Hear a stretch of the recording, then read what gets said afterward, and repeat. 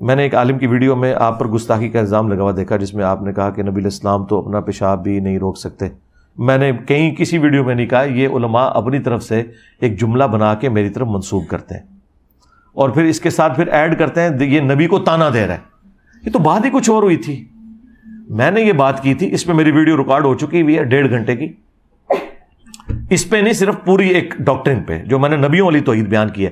ابھی تو میں بابوں کے حوالے سے توحید ڈسکس کر رہا تھا نا، میں نے قرآن سے اب نبیوں والی توحید بیان کی ہے کہ جب نبیوں کو اللہ کے مقابلے پہ کھڑا کیا جائے گا، پھر انبیاء کرام کو اللہ تعالیٰ نے قرآن میں کس طریقے سے ایڈریس کیا ہے اپنی توحید کو اسٹیبلش کرنے کے لیے.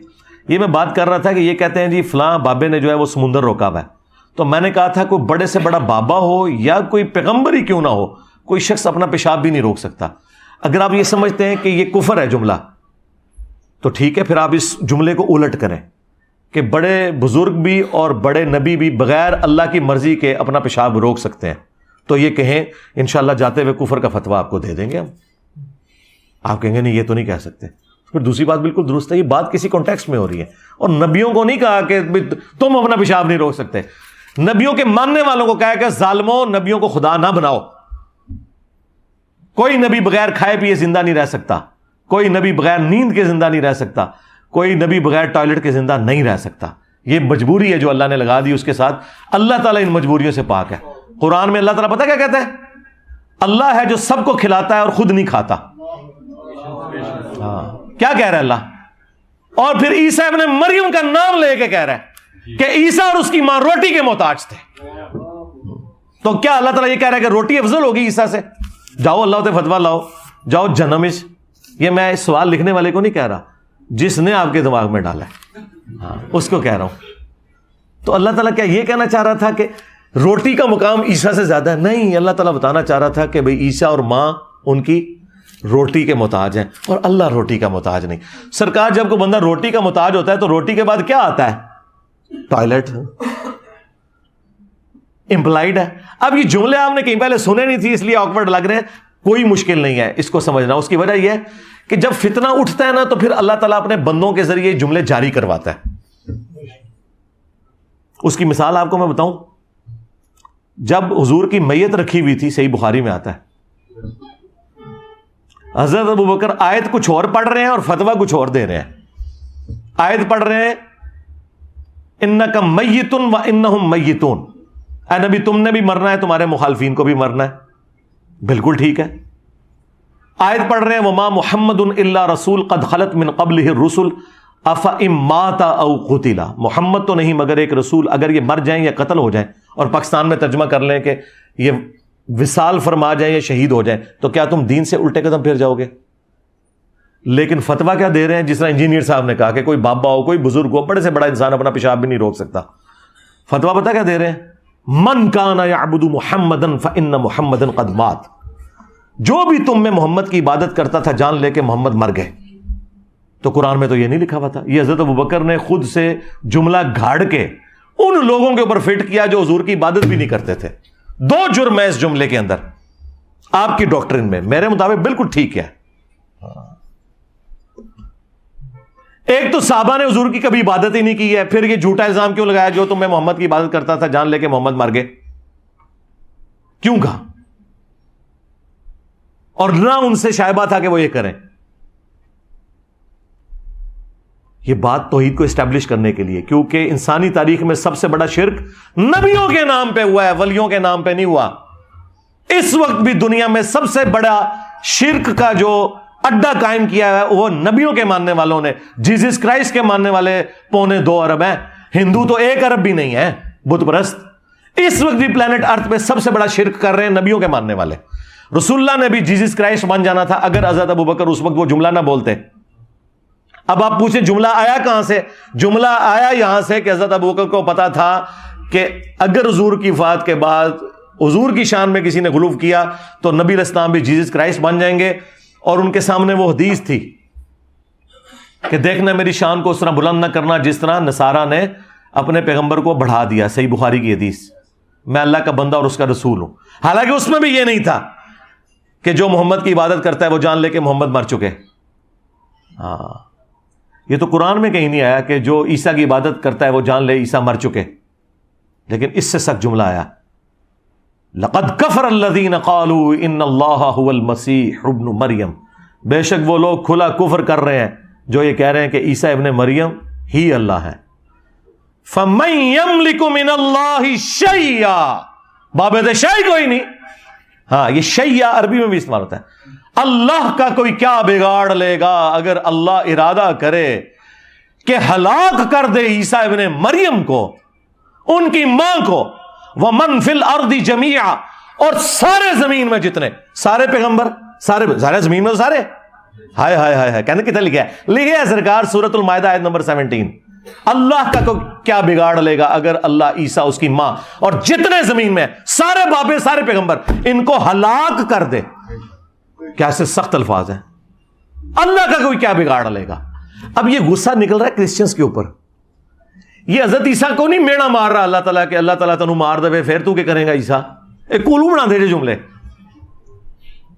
لیکن جب توحید آئے گی سرکار، پھر توحید اسی طرح ہی، وہ ہمارے استاد مولانا اسحاق صاحب کیا پیارا جملہ پنجابی میں بولتے تھے، وہ کہتے ہیں اوے پائی جدو توحید بیان ہوئے گی تو نبیوں کی گستاخی آپ پہ ہی ہو جائے گی۔ اچھا مراد یہ کہ تم جو گستاخی سمجھتے ہو، ہاں یہ نہیں ہے کہ بھئی گستاخی کرنا ہے۔ اچھا یہ بھی جملہ میرا کسی نے آدھا کاٹ کے نا یہ کہا کہ جی نہیں کہتا جی اس کا تو مطلب ہے گستاخی کی جائے، اور لانتی ہو پوری گل نہ چک دے۔ میں نے کہا تھا تمہارے زوم میں، تم جو قبر پرست ہو تمہارے زوم میں، تم جو بنو امیہ کے عبادت گزارو تمہارے زوم میں گستاخی ہو جائے گی، ہمارے زوم میں نہیں ہوگی۔ ہمارے نزدیک تو حضرت ابوبکر نے یہ جو فرضی جملہ بولا جو نہ قرآن میں تھا نہ حدیث میں تھا، جس طرح انجینئر صاحب فرضی جملے بولتے ہیں، حضرت ابوبکر نے بھی بول دیا کہ جو محمد کی عبادت کرتا ہے جان لے محمد مر چکے، تو حضرت ابوبکر پہ کوئی فتویٰ نہیں لگتا۔ اور دیکھیں کیسا ڈکا پھر حضرت ابوبکر نے لایا اس ٹائم، ایسا ڈکا لایا کہ میں حدیث بخاری میں کم از کم 4 جگہ حدیث آئی ہے، بار بار بیان کر کے دیکھیں کسی بریلوی کی جرت نہیں ہو رہی۔ میں نے بریلویوں کو کہا تسی ابوبکر کر دو، ابوبکر کا خطبہ سناؤ، یہ انہوں نے گاٹے فٹ کر دیتا ہے۔ تو بھائی جب بھی گمراہی آئے گی نا، پھر ابوبکر صدیق کے طرز کے اوپر کوئی ابوبکر کا غلام بھی پیدا ہوگا جو کہے گا تو کہنا ہے عبداللہ شاہ غازی نے سمندر روکیا ہے، اور کوئی بابا اپنا پیشاب بھی نہیں روک سکتا، بابا تے چھڑ دو، کوئی دنیا کا بڑے سے بڑا انسان اپنا پیشاب نہیں روک سکتا۔ اور یہ قرآن میں لکھا ہے کہ اللہ تعالیٰ کھانے کا محتاج نہیں ہے، وہ خود نہیں کھاتا، سب کو وہ کھلاتا ہے۔ اور اس سے بڑھ کر عیسیٰ ان کی ماں روٹی کھانے کے محتاج تھے، تو جو روٹی کا محتاج ہو وہ ٹائلٹ کا بھی محتاج ہے، وہ نیند کا بھی محتاج ہے۔ یہ ساری چیزیں جڑی ہوئی ہیں، آگے ساری کورالریز ہیں۔ یہ کہتے ہیں نہیں جی روٹی تے لکھے آگے کتے لکھے ہے، تے اگے تے سرکار جو کچھ آپ اللہ کے بارے میں کہتے ہو، زمین اللہ نے بنائی، چاند اللہ نے بنایا، 50 گلاں گنوا دو، یہ بھی تے قرآن دی کو نہیں لکھی ہیں، اجمالا نہیں لکھا ہوا ہے نا کہ زمین و آسمان میں جو کچھ ہے وہ اللہ نے بنایا۔ آگے یہ طارق جمیل صاحب خود سے بیان کرتے ہیں نا، تو اسی کو تو شرع کہا جاتا ہے۔ اور قرآن میں یہ کہاں لکھا ہے سورۃ الاعراف آیت نمبر 188، اے نبی نہ تم اپنے نفع کے مالک ہو نہ نقصان کے مالک ہو۔ اب نبی کے لیے جو نفع ہیں وہ ذرا گننے شروع کریں۔ نبی کے لیے نفع ہے آکسیجن، اس کے مالک نبی نہیں ہو سکتے، اور یہ اگر ہمارے نبی ہیں تو باقی نبی تو پھر آپ چھوڑ دیں۔ اے نبی تم نہ کسی نفع کے مالک ہو اپنی جان کے حق میں، اور یہ بھی نہیں کہا، وہ کہتے ہیں اللہ کہہ سکتا تسی نہیں کہہ سکتے۔ سرکار ابوبکر اللہ تے نہیں ہے، ہائے ہائے ہائے ہائے، اللہ کہہ سکتا تسی نہیں کہہ سکتے۔ اوے میں تو میری داڑھ تھلے آ گیا۔ حضرت ابوبکر اللہ تے نہیں ہے، نہ حضرت ابوبکر جو ہے وہ رسول اللہ ہے۔ ظالموں، ابوبکر کوئی اللہ ہے؟ ابوبکر کوئی رسول اللہ ہے جو کہہ رہے من کان یعبد محمدا فإن محمدا قد مات؟ نہیں، تمہارے سارے میں نے وسوسے ختم کر دیے، اسی تو بند گلی میں داخل ہو چکے ہو تم لوگ۔ کہتے کیا کریے کتنے سٹیا سانو، پہلے تو کہتے اتنے سٹے سے پانی نہیں ملتا، میں انہوں نے اتنے سٹیا جتنے آکسیجن بھی نہیں مل رہی، آکسیجن بھی بند ہو گئی ہے، حالانکہ آکسیجن تے جیل خانے تے تہ خانے بھی پہنچ جاندی ہے۔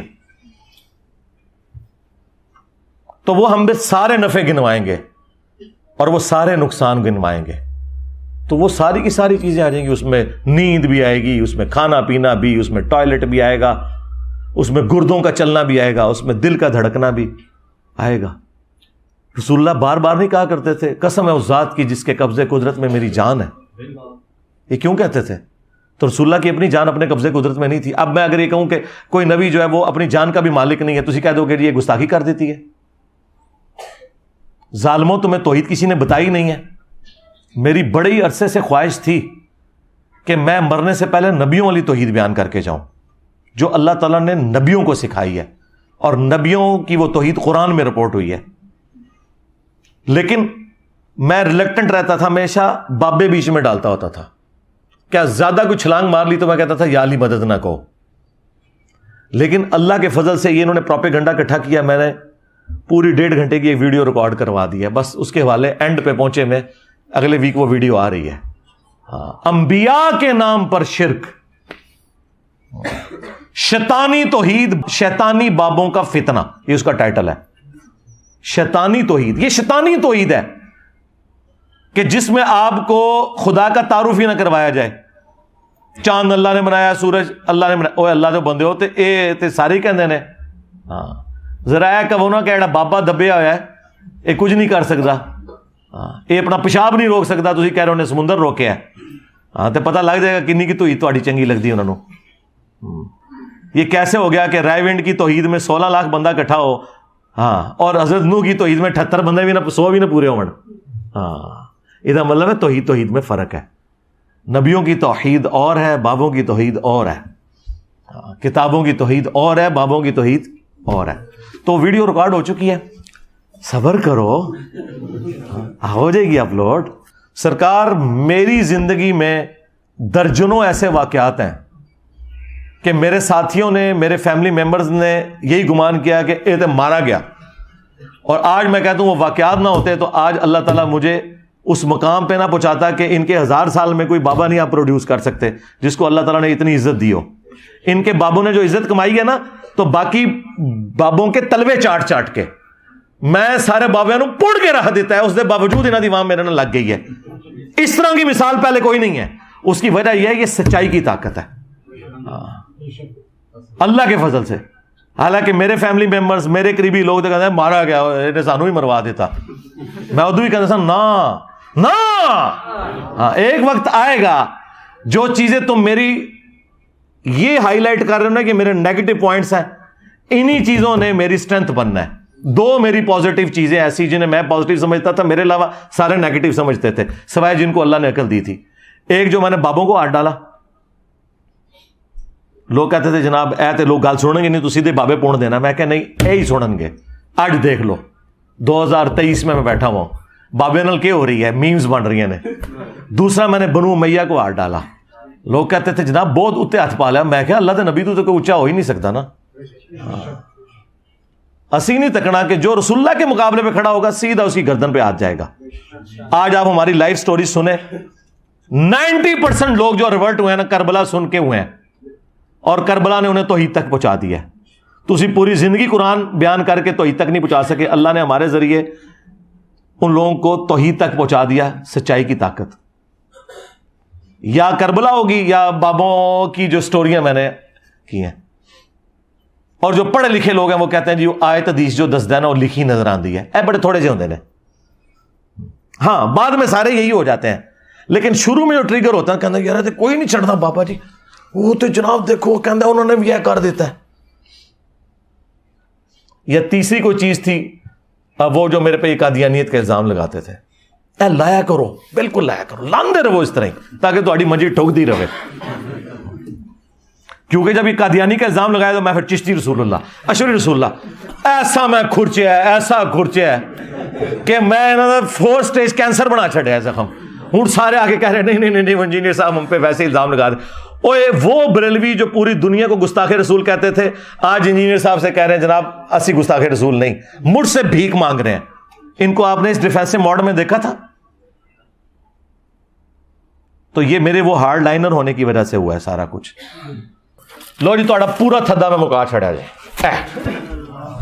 کوئی ایک پرچی جڑی اگے آئی ہوئے اور میں نے نہ پڑھی ہو پرچی, اللہم انی اسألک بانک انت اللہ لا الہ الا انت الاحد الصمد الذی لم یلد ولم یولد ولم یکن له کفوا احد وإلہکم الہ واحد لا الہ الا هو الرحمن الرحیم الف لام میم اللہ لا الہ الا هو الحی القیوم اللہم صلی علی محمد وعلی آل محمد اللہم ربنا آتنا فی الدنیا حسنہ وفی الآخرۃ حسنۃ وقنا عذاب النار ربنا آتنا من لدنک رحمہ وَهَيِّئْ لَنَا مِنْ أَمْرِنَا رَشَدًا۔ اے اللہ ہماری، ہمارے ماں باپ کی، ہمارے بیوی بچوں کی، ہمارے رشتہ داروں کی، تمام مسلمانوں کی تمام دینی، دنیاوی، جسمانی، روحانی، ظاہری، باطنی پریشانیاں، تکلیف، مصیبتیں، دکھ، درد، بیماریاں، دشواریاں دور فرما، اور تمام نیک دلی جائز دعاؤں کو اپنی بارگاہ میں قبول و منظور فرما۔ خصوص بالخصوص انڈیا، چائنا، کشمیر، فلسطین، یمن، عراق، شام، افغانستان، پاکستان میں جہاں کہیں مسلمان کسب پرسی کی زندگی گزار رہے ہیں، غیب سے ان کی عزت، آبرو، جان و مال کی حفاظت فرما۔ اے اللہ جن جن بھلائیوں کا سوال تیرے محبوب صلی اللہ علیہ وآلہ وسلم نے تجھ سے کیا، ہم تمام مسلمانوں کے حق میں قبول و منظور فرما۔ جن جن چیزوں کے شر سے تیرے محبوب علیہ السلام نے تیری پناہ طلب کی، تمام مسلمانوں کو ان چیزوں کے شر سے اپنی پناہ عطا فرما۔ حاضرین کے جتنے بھی چھوٹے بڑے رشتہ دار فوت ہو چکے ان کی مغفرت فرما، جتنے زندہ ہیں انہیں موت سے پہلے قبر و آخرت کی تیاری کرنے کی توفیق عطا فرما۔ حاضرین کے جتنے چھوٹے بڑے رشتہ دار بیمار ہیں انہیں شفاء کلی عطا فرما۔ اللہم اغفر لحینا ومیتنا وشاہدنا وغائبنا وصغیرنا وکبیرنا وذکرنا وانثانا، اللہم من احییتہ منا فاحیہ علی الاسلام ومن توفیتہ منا فتوفہ علی الایمان۔